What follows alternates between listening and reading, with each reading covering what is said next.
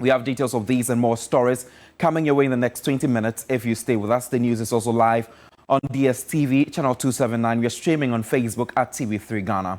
Residents within Wer and Kasoa face a potential time bomb due to the recent downpour that exposed the dangers in the community. The area is facing severe devastation due to inadequate funding for the construction of a storm drainage. George Quaining reports. Monday's short-lived downpour caused flooding on both sides of the Wer and Kasoa stretch, causing endless hours of vehicular traffic for motorists and pedestrians. The gridlock led to significant complaints on social media. Several complaints about the old barrier and Kasoa toll booth portions have been ignored.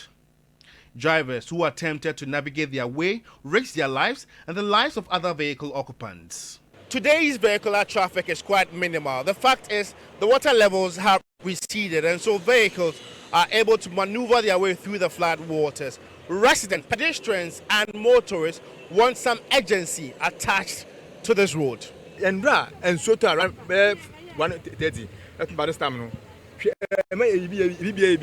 Yesterday, everything virtually came to a standstill. I am now heading to work. We plead on government to intervene. More than about 5 hours. I spent almost 5 hours in traffic yesterday. It is not the best, and so something must be done immediately. Malam Junction, Malam Market, I spent long hours in traffic from Malam to the house yesterday. All the roads were choked, and government must intervene. Because we're international road. And me 6 o'clock, and I left Accra at 6 p.m. yesterday and got home at 2 p.m. today. This challenge is unbearable. Most buildings in the area were equally submerged. Residents in this area are facing uncertainty due to the potential for flooding, which is expected to occur even with minimal rainfall. Raymond, recovering from a flood disaster 2 years ago, has suffered significant loss, with his clothing being his only possession. The floods did not spare his pure-breed bull mastiff pet. He declined to speak to the media because previous engagement has not helped in any way. Imagine losing virtually all your property overnight as a result of flooding.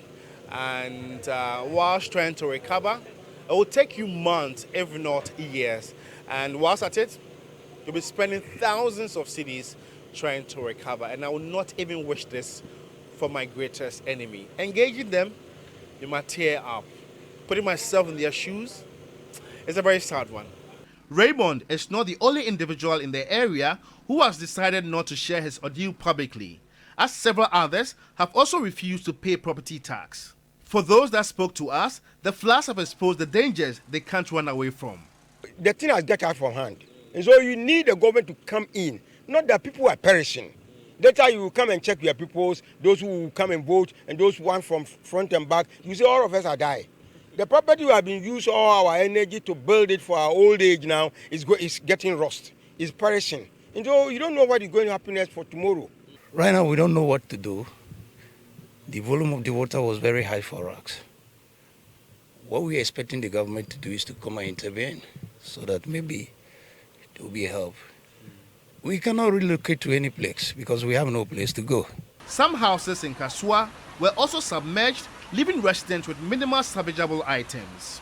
Some interventions have been outlined by the Ministry of Roads and Highways, immediate and long-term, and there's also been revealed that some activities at the hilly enclave of the area are a contributory factor of the floods, raising concerns about the issuance of permits moving forward. There's an ongoing project to mitigate the impact of the floods at the Wer area, but that at the Kasoa area, the contractor is expected at site in 2 weeks' time. We would have wished that this had been resolved many years ago. But as you know, those of us who are kind, you say,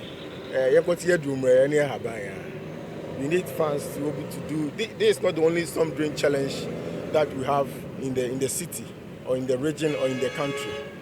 But unfortunately, we didn't have that funds to do that. When we got funds to do it, we had to go through a series of processes. So that's why it delayed. Due to the rapid development in these communities, it is crucial to implement prudent measures to adapt to changing trends. George Quinin, TV3 News, Old Barrier, Wager. June, July is coming and the rains are definitely lurking in the corner, so you should stay safe out there. But let's still stay within the flooding fraternity, if I should say. But let's go to Kumasi, because there are fears that the onset of rains could worsen the flooding situation in parts of the Ashanti regional capital. The National Disaster Management Organization, NADMO, asserts that the haphazard construction on waterways poses a significant threat to managing the perennial flooding. That's more. More than 10 lives were lost in flood-related incidents in the Ashanti region in 2023. Livelihoods were also destroyed. The impact of the rains appeared to have been more than the previous years, despite prior desilting of drainages and other mitigating measures. This year, the Ghana Meteorological Agency has already announced of more and heavy rains. The National Disaster Management Organization in the Ashanti region is worried the impact of the rains could be dire if individuals do not put a stop to building on waterways and wetlands. Frank Dodu is the regional NADMO coordinator. The past 4 years, we've witnessed areas that used not to flood, but now it's happening, all because there are a lot of encroachments within our system.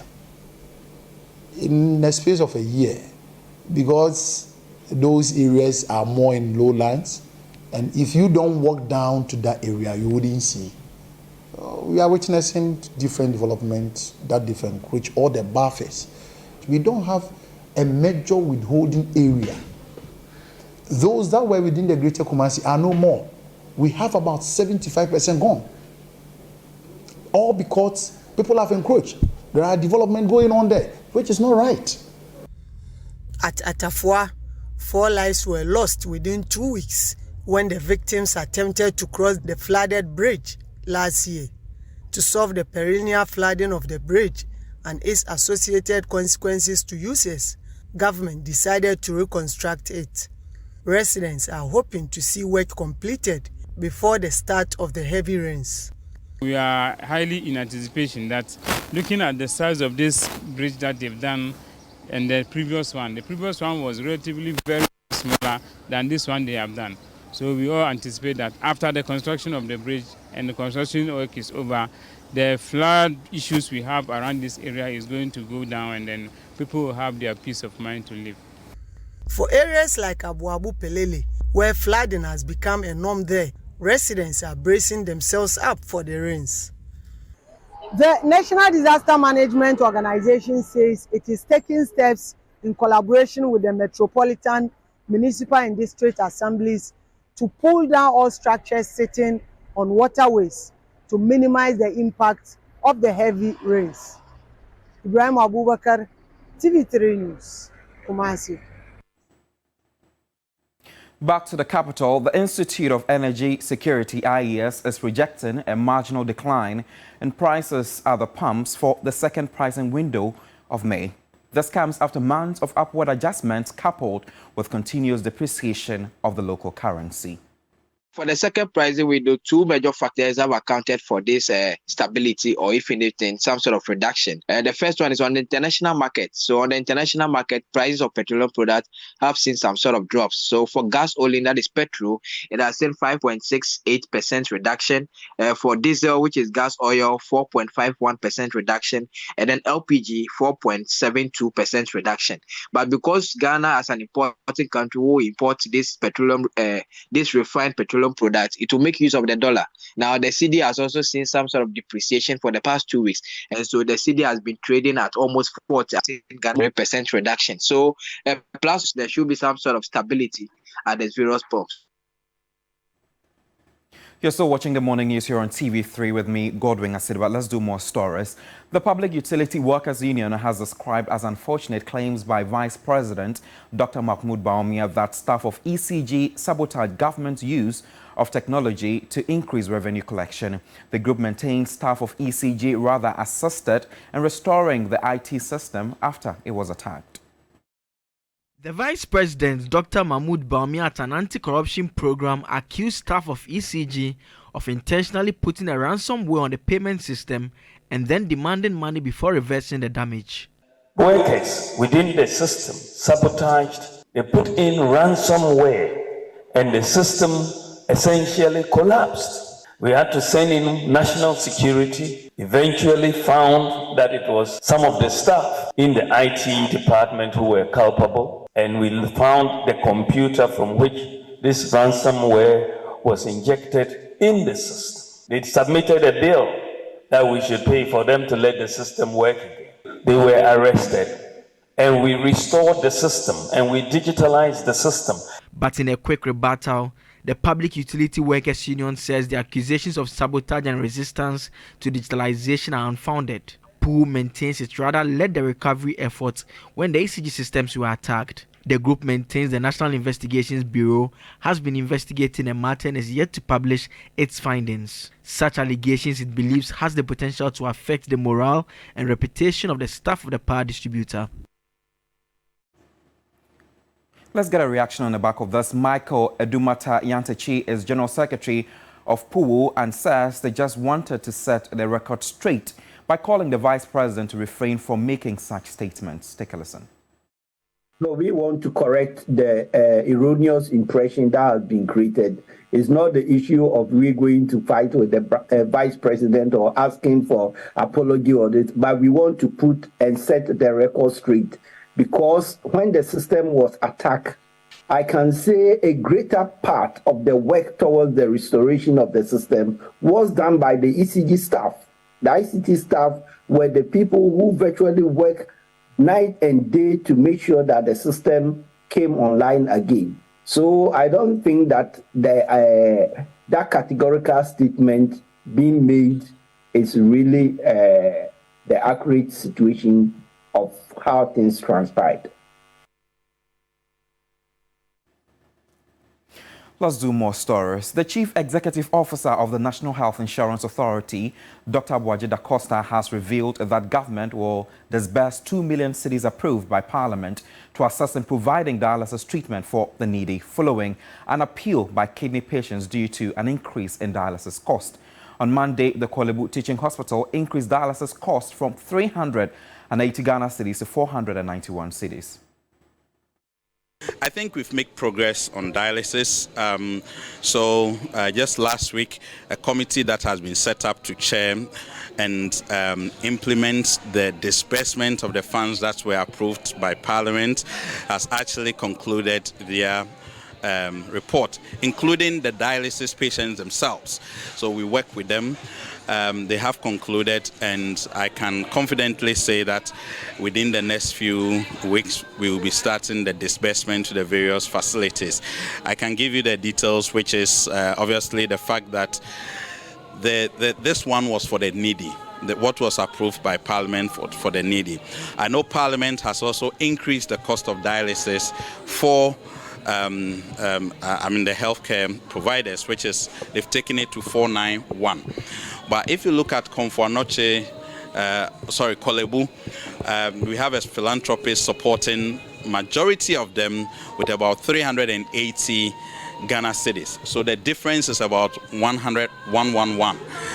So the other hospitals do not have that support. So we're looking at supplementing for both patients from Kolebu, Komfo-Anokye Teaching Hospital and Central Region in such a way that for Kolebu, because they do get that support, we will be able to bridge a gap for them. Then we support our patients also from Cape Coast and Komfo-Anokye Teaching Hospital. But the fact is, they do 8 cycles per month. We cannot do all the 8. So we are looking at an average or maybe below average. We're yet to, obviously, like I said, the report is ready. So it's just to be taken to the board for final consideration. Then the implementation starts. We'll definitely have our lenses spotted at Vantage Sports at the Kolebu Teaching Hospital to bring you updates on this matter, because it is a topic that really matters to us here at Media General. A really sad situation for kidney patients. But away from that, the Ghana Publishers Association has announced a 40% increase in book prices from June if the value-added tax on imported books is not removed. At a news conference, the association indicated that the imposition of VAT on imported books and other government policies are negatively impacting their businesses. The Ghana Publishers Association, GPA, revealed that the Education Ministry has not paid for textbooks ordered from publishers under the standard curriculum, totaling around 320 million Ghana cedis. The sector ministry has also not met their goal of one child per textbook and has not provided schools with the complete set of required textbooks. The GPA requested the Finance Ministry and the Ghana Revenue Authority to engage them with their proposals. Even with this 40%, if I'm to do a breakdown to you, you'll realize we are not fleecing parents. But it has become necessary for us to do this. Because for you to pay 27.5% tax, import VAT on books, and rather just extend this 27.5% on the book price currently existing in the country. We therefore urge the government to have a rethink of this tax policy on books and offer parents and people who are providing services in the education sector some respite. The GPA requested the withdrawal of the textbook assessment and approval rule granted to the National Council for Curriculum and Assessment, NACA, citing its inability to trust the regulator. It's inappropriate and unconstitutional for a regulator to intervene in the textbook market other than assessment and approval of the textbooks. We found this action very worrying, and our letter to NACA to promptly withdraw the circular was complied with. The primary responsibility of every regulator is to guarantee to the regulated a transparent, independent, fair, and secure service. The association further requested NACA to withdraw books supervised by them due to spelling and grammatical errors. After years of demonstrations, there's some good news here. Government is set to transfer over 177 million cedis by Thursday, May 16, 2024, to cover the allowances of nursing trainees. The Vice President, Dr. Mahmoud Bawumia, announced this during an event in Accra to commemorate International Nurses Day. Dr. Mahmoud Bawumia expressed concern about numerous petitions from trainee nurses about delayed allowance payments affecting their practicals and health posts. He announced that the Controller and Accountant General will transfer over 177 million cedis to pay these allowances. This Thursday, the Controller is transferring 177 million Ghana cedis to the Ministry of Health to pay the nursing training allowances. So I have also alerted Dr. Okoboi to be on standby. When the money hits the Ministry of Health account, they should move it quickly to the accounts of the nursing trainees so that they will have their alawa. It will drop.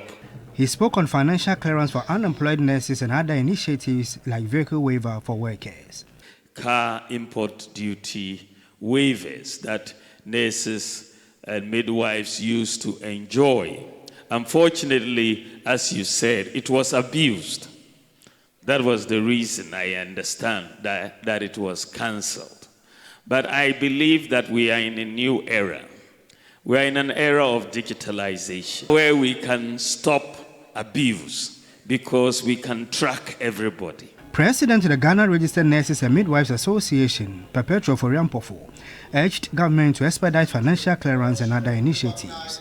The 2020 and 2021 batch remain unemployed, and this is a great source of worry for us as their skills continue to deplete day after day.